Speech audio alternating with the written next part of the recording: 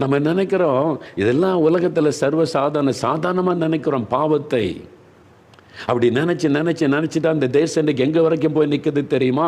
கோடிக்கணக்காக லஞ்சம் வாங்கினா கூட தப்பில்லைன்ற ஒரு மனநிலைமைக்கு இந்தியா வந்து விட்டாரு. ஏன்னா இப்படி ஒன்று தள்ளி உண்மை இல்லாமல் நடப்பது. லஞ்சம் வாங்குவது 5ல் ஆரம்பித்து 10ல் ஆரம்பித்து 20ல் ஆரம்பித்து இன்றைக்கி கோடிக்கணக்காக லஞ்சம் வாங்குற அரசியல்வாதியானாலும் சரி, அதிகாரியானாலும் சரி, அது குறித்த உணர்வே இல்லாமல் மாறிட்டாங்க. ஏன்? உண்மையாக இருக்கிறது குறித்த சிந்தையே இன்றைக்கு அநேகருக்குள்ள இல்லை.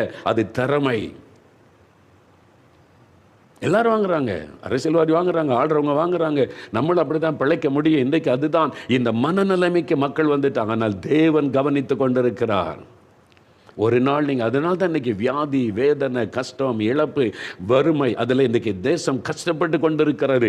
திரள் கூட்ட மக்கள் கஷ்டப்படுகிறார். காரணம் உண்மையற்ற ஒரு தன்மை. உங்கள் வாழ்க்கை யோசித்து பாருங்கள். ஏன் ஜெபத்துக்கு